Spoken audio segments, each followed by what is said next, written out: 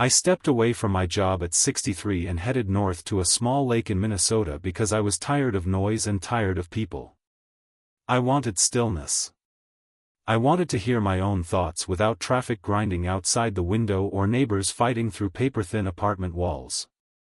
Out there, the only sound at dusk was the lonely cry of loons drifting across the water. Then Megan called. She did not ease into it. She said, calm as if she were announcing dinner plans, "Daniel agreed that my parents will be moving into your lake house. If that does not work for you, then maybe you should sell it and move back to Chicago." I did not argue. I did not raise my voice. But I made a quiet decision that by the time they arrived, they would walk straight into exactly what they had earned. The closing documents were spread across the lawyer's desk like the final page of a long chapter in my life. I signed each sheet slowly and carefully, the same way I had signed off on engineering reports for 37 years. My handwriting stayed steady. No tremor. No second thoughts. Margaret Chen, the real estate attorney, watched me with that polite, measured patience professionals have perfected. "Congratulations, Mr. Hoffman," she said. "You now own one of the finest properties on Lake Vermilion. $220,000. That was the number. Every dollar came from decades of 60-hour workweeks, vacations I never took, and brown bag lunches eaten alone at my desk while younger coworkers laughed over restaurant meals. All of that sacrifice now stood in the shape of a 3-bedroom cabin with its own dock, a boathouse, and 2 acres of pine trees. I thanked her, shook her hand, and picked up the keys. They felt heavy in my palm. Real. Solid. Like something that could not be taken lightly. The drive north from Duluth took about 2 hours, and with every mile the world narrowed and quieted. The highway shrank into a county road. The county road thinned into gravel. My cell signal faded from strong bars to a flicker and then nearly nothing.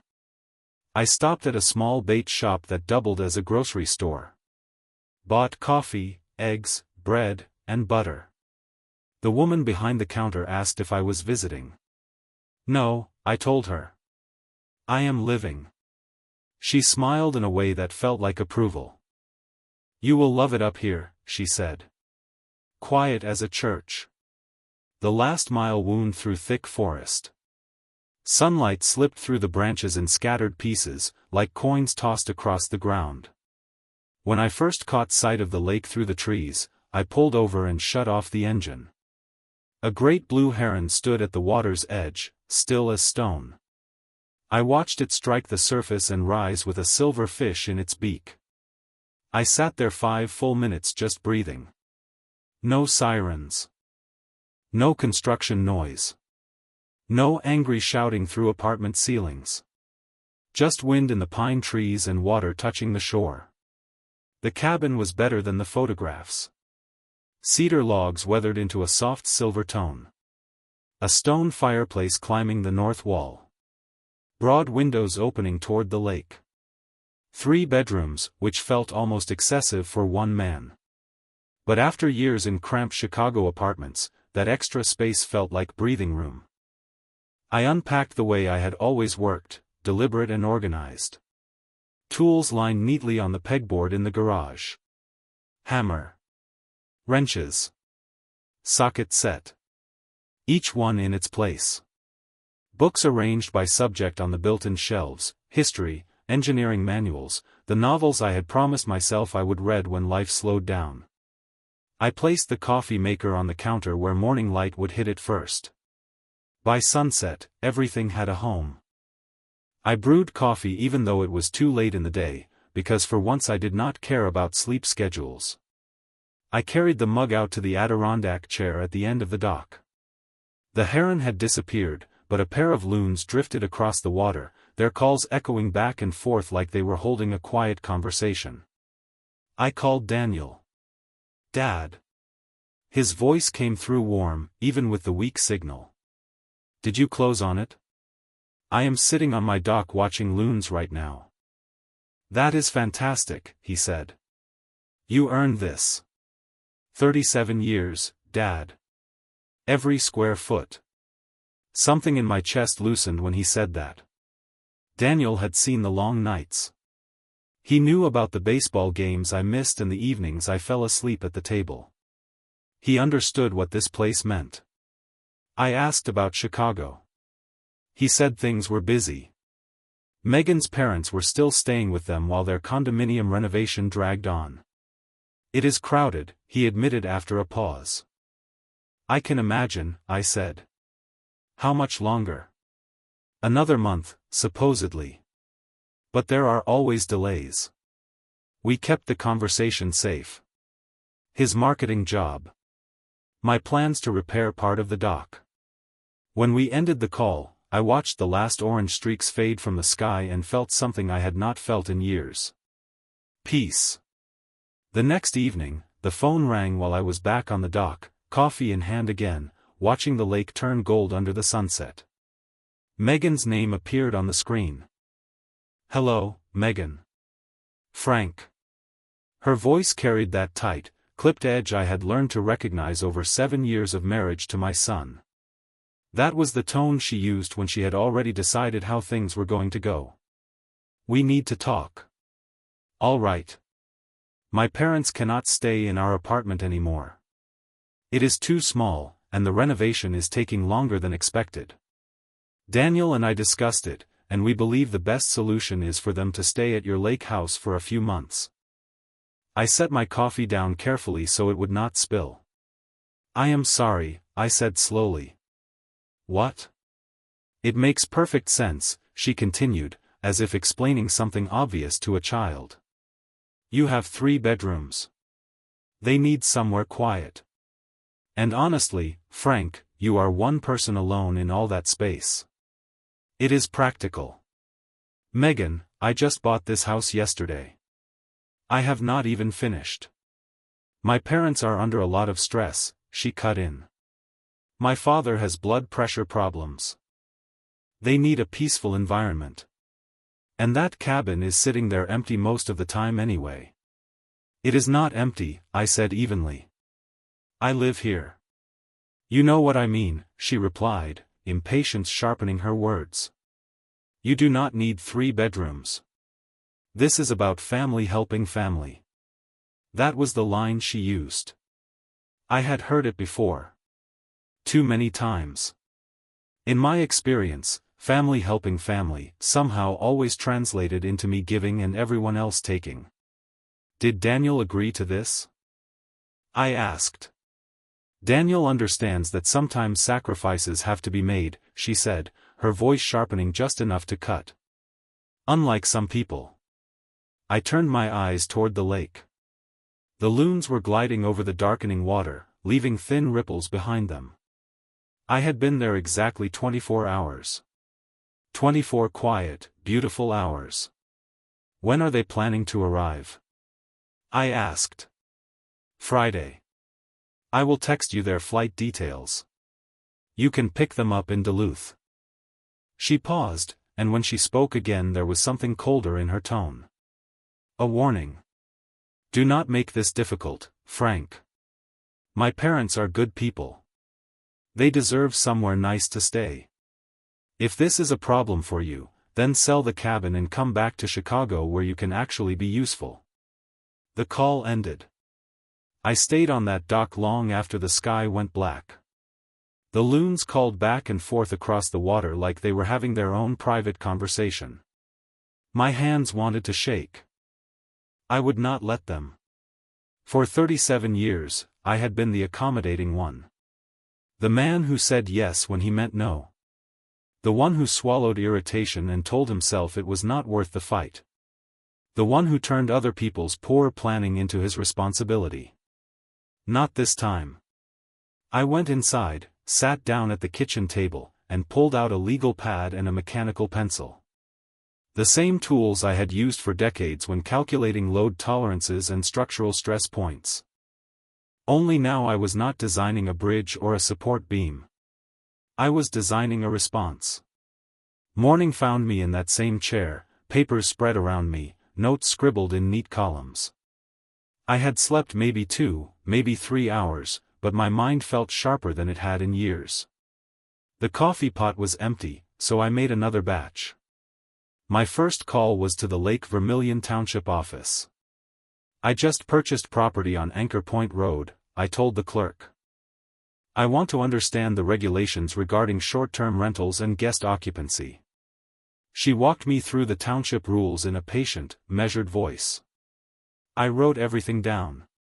When she mentioned that property owners must register anyone staying longer than 30 days, I asked her to repeat the exact language. It is for liability and safety, she explained. In case of fire, medical emergencies, that sort of thing. We need accurate records of who is residing on the property. That makes perfect sense, I said. Thank you. Next, I called my insurance agent in Chicago. Jack, I need to review the policy on my lake house. Specifically liability coverage and exclusions tied to additional occupants. He went through it step by step. The policy covered me as the sole resident. Any long-term guest required formal notification and, likely, a premium adjustment. If someone stayed without being declared, I could jeopardize the entire policy. Why the sudden interest? Jack asked. Planning to host company? Just being thorough, I said. You know me. That I do, he replied. 30 years with me and not one claim. You are the most careful client I have. I smiled at that. Careful. Yes. Tuesday, I drove into Tower, the nearest town of any real size, and stopped at the hardware store. The owner, a weathered man named Bill, listened while I told him I needed wildlife cameras. Planning to watch deer? He asked. That is the idea, I said. He nodded. These models are motion-activated, night vision. Send images straight to your phone. A lot of folks use them for security too. I purchased 3 cameras and a motion-activated security light for the driveway. $412. I paid cash and kept the receipt. Wednesday, I installed them myself. One camera covered the driveway approach, tucked into pine branches where it would not be obvious. Another faced the front door, mounted discreetly under the garage eave. The third overlooked the dock and boathouse. I tested each unit. Checked the cellular signal strength. Adjusted the angles until there were no blind spots. The engineer in me found comfort in that process. Clean sight lines. Overlapping coverage. Time stamps embedded on every recording. Everything documented. Thursday, I made one more trip into town. This time I visited Peterson and Associates, the only law firm within reasonable distance. Sarah Peterson was younger than I had expected, perhaps 40 years old, with the straightforward manner of someone raised in northern Minnesota. I laid out the situation calmly, without drama. So, she said, leaning forward slightly, your daughter-in-law informed you that her parents are arriving tomorrow to stay in your home. You did not consent to this arrangement. And she implied you should either accept it or sell your property. That is correct. And you want to know your legal options. I want to protect my home and my rights. Whatever that requires. She leaned back in her chair. Mr. Hoffman, this is your property. You have every legal right to refuse entry to anyone. You are under no obligation to house your sons-in-laws. And if they show up anyway? If you clearly tell them to leave and they refuse, that is trespassing. You can contact the sheriff. I nodded slowly. I would prefer to handle this carefully. My son is in the middle of it. I do not want to destroy that relationship. I understand, she said. Document everything. Every call. Every message. If they arrive and refuse to leave, provide written notice. Be polite, be clear, be firm. If they still refuse, we escalate. I retained her on the spot. $2,000. I wrote the check without hesitation. Driving back to the cabin, I thought about Daniel. My son. The boy I had taught to ride a bicycle. The teenager I had helped with algebra homework. The young man I had watched walk across a graduation stage. Megan was the problem. And if I was honest with myself, maybe I carried part of the blame too.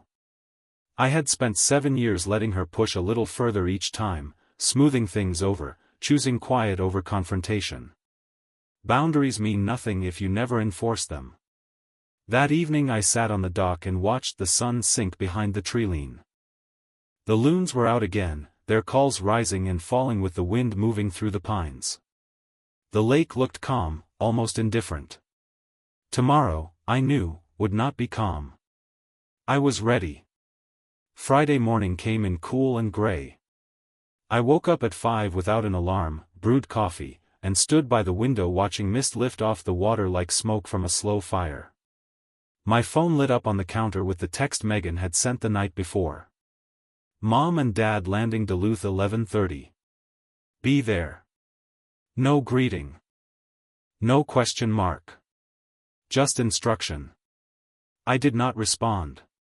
At 11:30, I was sitting on my dock reading a book about the history of the Minnesota Iron Range. At 11:45, my phone rang. Megan. I let it go to voicemail. At 12:15, a text arrived. Where are you? They are waiting at the airport. I turned a page. At 12:47, Daniel called. I answered. Dad, what is going on? Megan's parents are stranded at the Duluth airport. She said you were picking them up. I never agreed to pick them up, I said evenly. I never agreed to let them stay here. Silence on the line. Dad, Megan said. Megan informed me, I corrected gently. She did not ask. There is a difference. They are family, Dad. No, son, I replied. They are her family. I met them at your wedding and twice at Christmas. I do not know these people. And I did not spend my entire career earning a retirement home so strangers could move into it. More silence. In the background, I could hear Megan's voice, sharp, impatient. Dad, please, Daniel said quietly. Just for a few weeks. I said no, Daniel. That is my answer. I am sorry this puts you in a difficult spot, but I am not responsible for promises Megan made without my consent. He exhaled slowly. I could hear the weight in it. I will talk to her, he said. We will figure something out. I hope you do, I replied.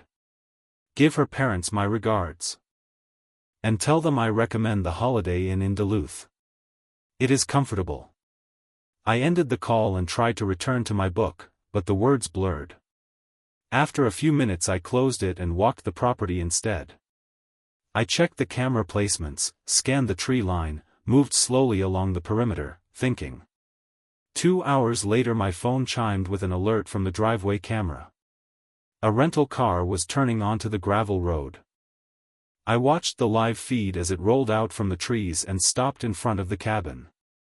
A man and a woman stepped out. Late 60s. Gerald and Vivian Wu. I had spoken to them perhaps a dozen times in 7 years.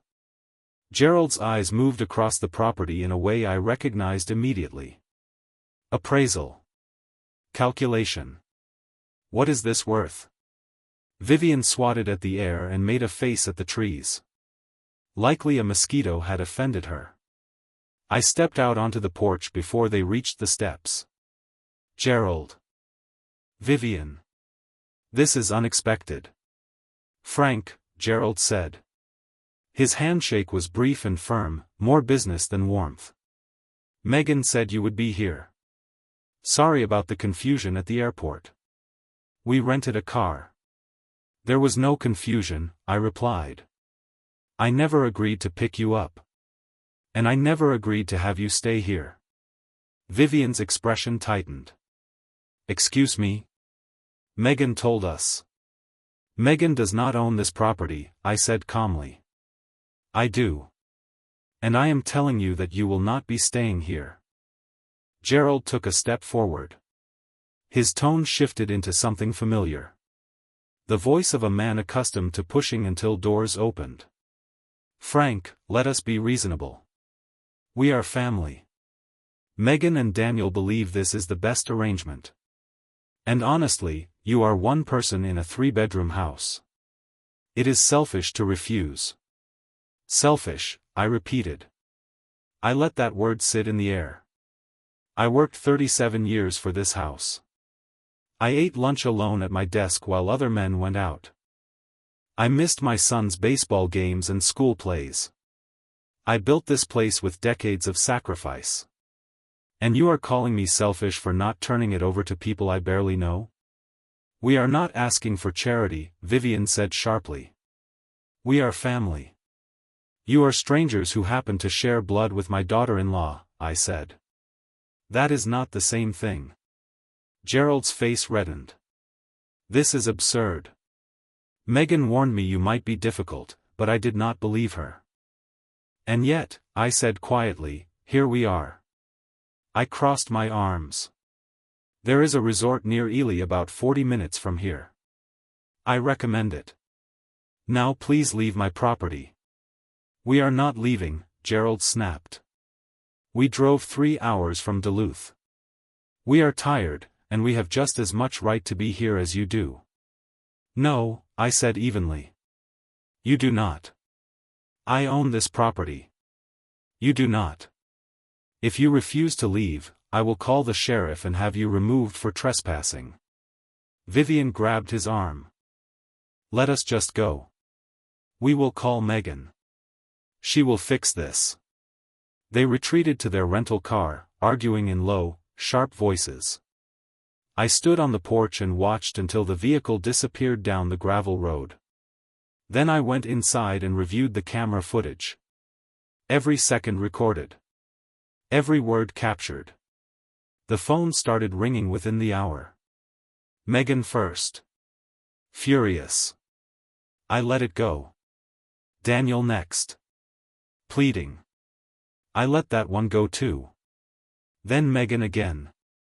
This time she left a message. You are going to regret this, Frank. You think you can humiliate my parents and there will not be consequences? Daniel and I are discussing our options. I saved the voicemail. That night I took bourbon out to the dock instead of coffee. The loons called across the water, and I stared at the dark surface of the lake. Megan was not the type to let something drop. She escalated. Always had. I would have to stay ahead of her. 3 weeks passed.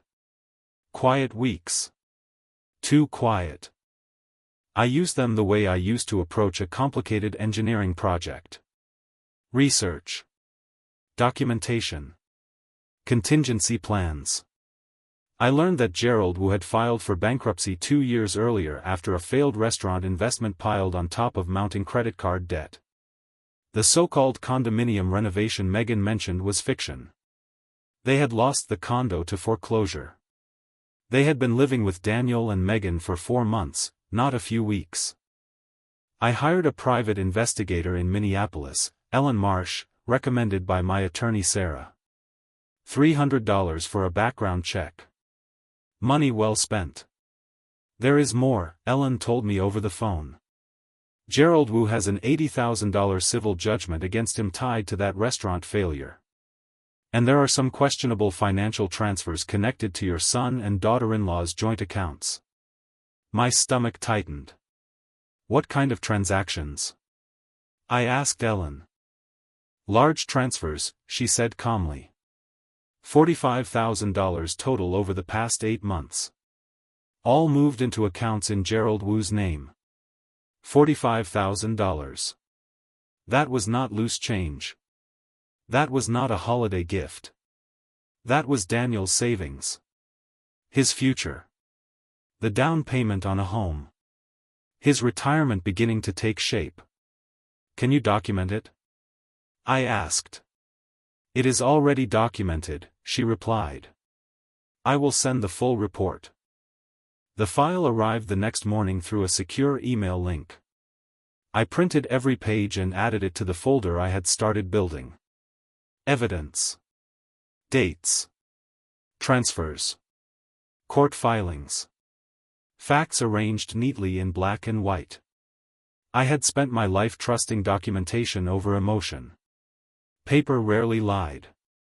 A week later, Daniel called. He sounded worn down. Not angry. Not defensive. Just tired. "Dad, I need to talk to you. Can I come up this weekend?" "Just me." "Of course," I said. "I would like that." He drove up Saturday afternoon alone. When he stepped out of his sedan, I noticed it immediately. He had lost weight. The circles under his eyes were dark and deep. Stress had carved itself into his face. We sat on the dock with beers in our hands, watching sunlight dance across the lake. "Megan wants me to convince you to let her parents stay here," he said after a long silence. "That is why she let me come alone. She thinks I can talk you into it." "And what do you want, Daniel?" I asked. He stared at the water for a long time before answering. "I want my wife to stop crying every night. I want her parents to have somewhere to live that is not our guest room. I want to stop feeling like I am being torn in half." "That sounds heavy," I said. "It is." He took a long drink. "Dad, why did you say no? I mean, I know it is your house. But 3 bedrooms. 1 person. It felt like it could work." I chose my words carefully. "Daniel, how much money have you given Megan's parents in the last year?" He froze. "Because I know it is at least $45,000. A private investigator found the transfers in your joint accounts." His head snapped toward me. "You hired an investigator? On my family? On people who tried to move into my home without my consent," I said quietly. "Yes. And what I found concerns me." He stood and walked to the edge of the dock. His back faced me as he stared across the water. "I did not want to at first," he said roughly. "But Gerald kept asking. And Megan kept crying. And his voice trailed off. "When does it end, Daniel?" I asked. "I do not know." I stepped beside him and handed him the report I had folded into my jacket pocket. "Here is what I think," I said. "I think Gerald made bad financial decisions and lost their condominium. I think they have been living with you for months, not weeks. I think they keep asking because asking works. And I think Megan has been pushing you to keep enabling them." "That is not fair," he muttered, but there was no conviction behind it. "Gerald declared bankruptcy 2 years ago," I said. "He has an $80,000 judgment against him. The condominium was not being renovated. It was foreclosed." Daniel's hands trembled as he read. "She lied to me," he said finally. "Megan told me it was temporary. She said construction delays." His voice cracked. "I gave them $45,000. That was our down payment. We were going to buy a house." The words broke in his throat. "How could she do this?" I put my hand on his shoulder. "I do not know, son. But now you know the truth. What you choose to do with it is yours." He stayed through Sunday. We did not discuss Megan again. We fished. We grilled steaks. We listened to the loons call at dusk. We did simple things. Quiet things. Father and son things. When he left Sunday evening, he hugged me longer than he had in years. "Thank you," he said. "For telling me the truth." "I love you, son," I told him. "Remember that, no matter what happens." I watched his taillights fade down the gravel road. Then I went inside and waited. Megan struck 10 days later. The first sign was a letter from the Minnesota Department of Human Services. Someone had filed a vulnerable adult report claiming I was living in unsafe conditions and showing signs of cognitive decline. They requested a home visit. I called Sarah Peterson immediately. "It is a common tactic," she said calmly. "Family members sometimes weaponize social services to pressure older relatives. It is called fraudulent reporting. If the claims are false, the investigation will show that. If they keep filing, we document the pattern and pursue harassment charges. Stay calm. You are clearly competent. Your home is immaculate. This will not stick." 2 days later, a social worker named Jennifer arrived. Professional. Polite. Observant. I gave her a full tour of the cabin. Showed her my neatly organized files. Offered her coffee. Answered every question clearly. "Mr. Hoffman," she said gently, "is there any family conflict that may have prompted this report?" "My daughter-in-law attempted to move her parents into my home without permission," I replied. "I refused. She threatened consequences. I believe this is one of them." Jennifer wrote something down. "I appreciate your candor," she said. "The report itself contains unusually specific details about your daily routine. That suggests coaching." It was filed anonymously from a Chicago internet address. I gave a small, tight smile. Megan had overreached. The case was closed a week later. Unfounded. But I knew her pattern. She escalated. The next attempt came through Daniel.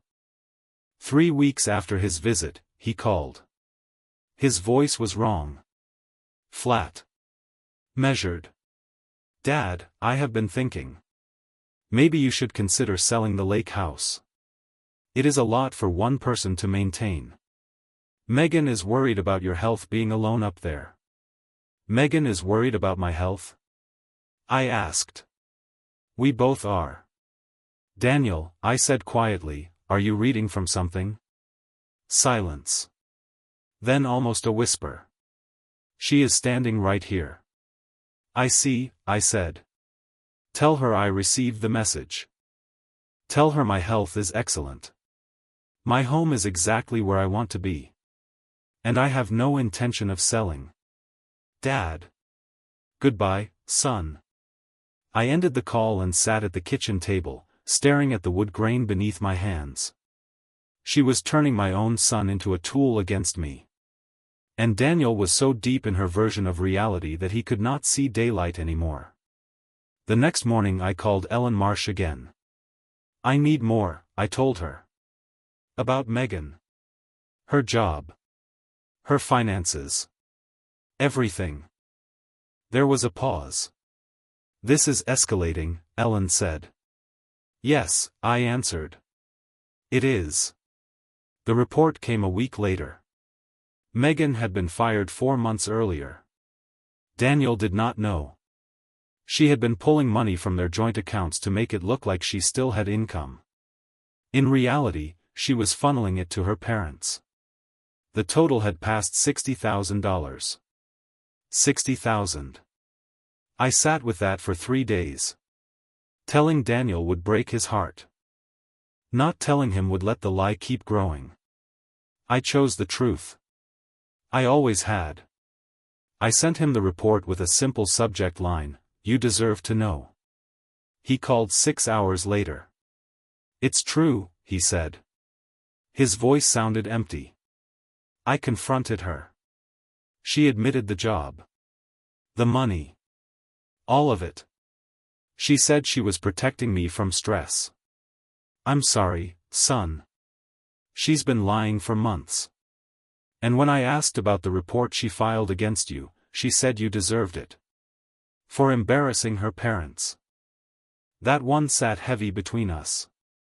"What are you going to do?" I asked. A long silence.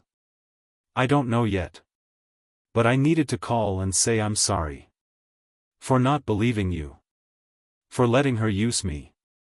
You trusted your wife," I said. "That's what a husband is supposed to do." I trusted the wrong person. Then learn from it. And remember this, whatever you decide, I'm here. After we hung up, I poured a bourbon and walked down to the dock. The lake was smooth as glass. A hawk circled high above, riding invisible currents. This was not what I had come north for. I wanted quiet, not war. But sometimes protecting what matters costs you peace. And Daniel mattered more than silence ever could. 6 weeks later he filed for divorce. I asked her to leave, he told me. She's staying with her parents at a motel in Schaumburg. Her lawyer already reached out. How are you holding up? Better than I expected. Once I stopped pretending, it felt like a weight lifted. He paused. I found more accounts.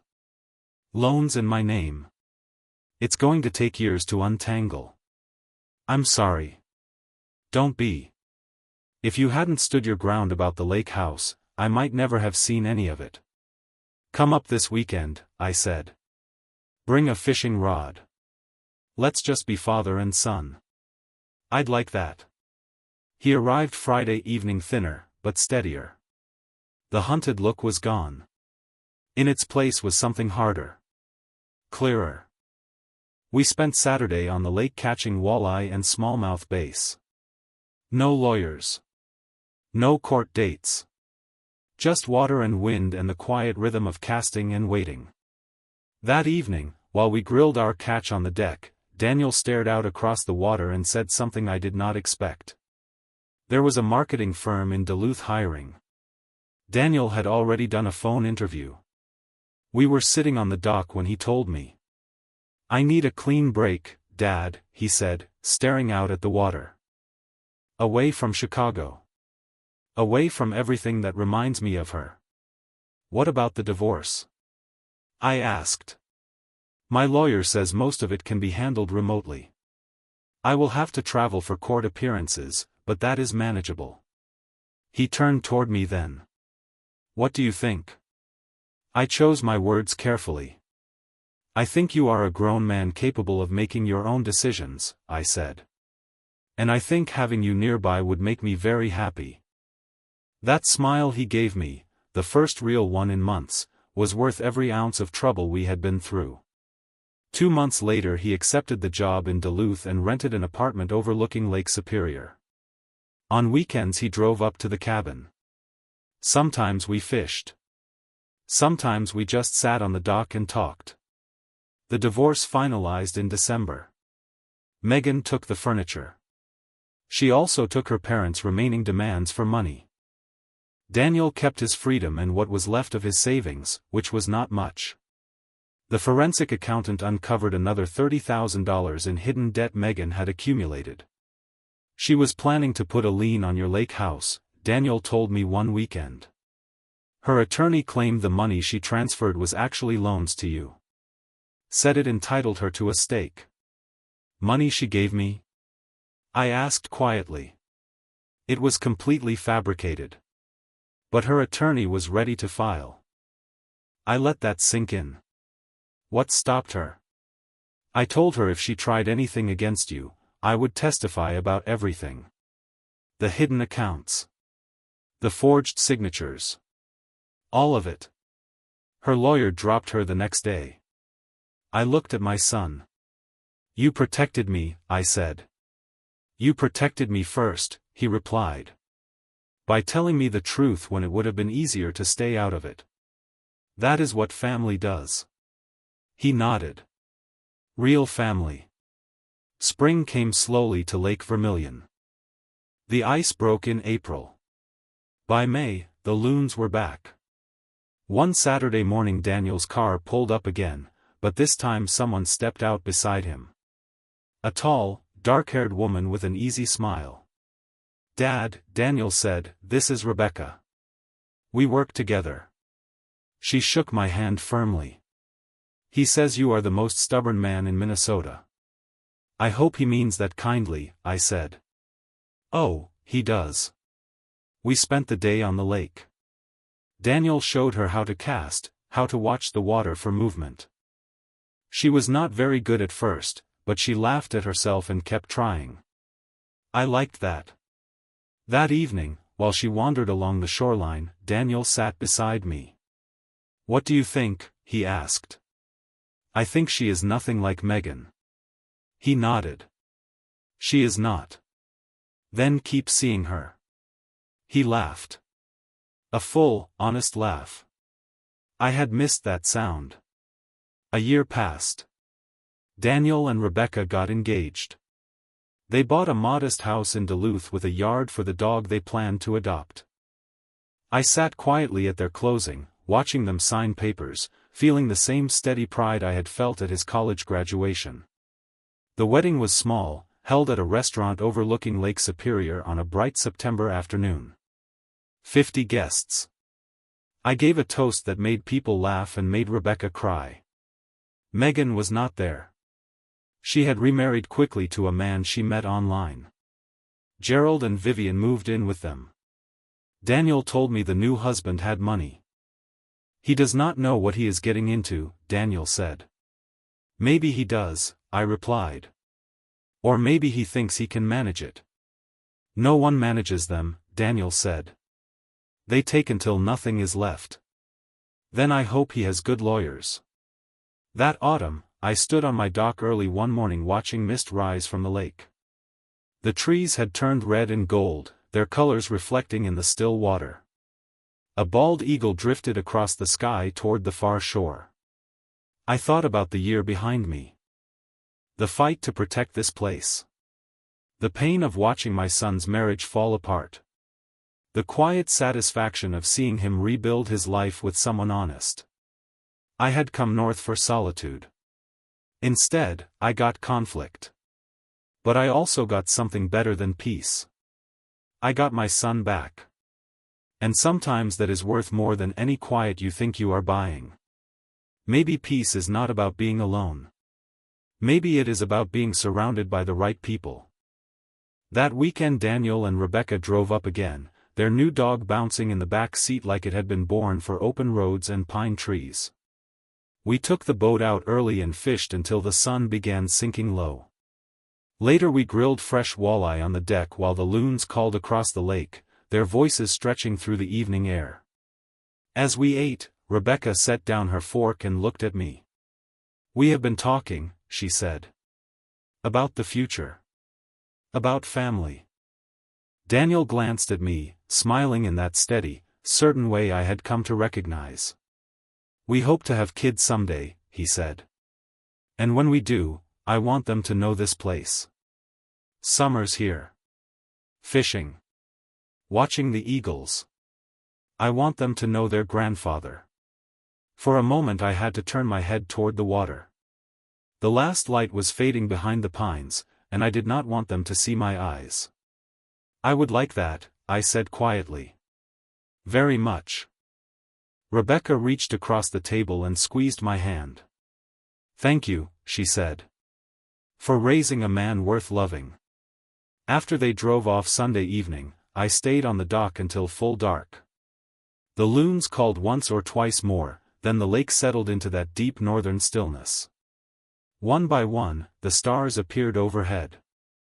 37 years of long workdays had bought me this cabin. But what I had built afterward was worth far more. A son who trusted me. A woman who respected me. The promise of grandchildren who might one day run down this dock barefoot in July. Megan and her parents had tried to strip it all away. They had used pressure, lies, threats, even the law. They failed. Not because I was stronger or richer or cleverer. They failed because I finally refused to bend. I said no when everyone expected yes. I chose truth when a comfortable lie would have been easier. I protected what mattered, even when it cost me quiet. And in doing that, I gained something better than peace. I gained family. I stood up, stretched my old bones, and walked back inside. I picked up the phone and dialed Daniel's number. "Hey, Dad," he answered on the second ring. "Everything okay?" "Everything's perfect, son," I said. "I just wanted to hear your voice." And for the first time in longer than I could remember, that was not something I was trying to convince myself of. It was simply true.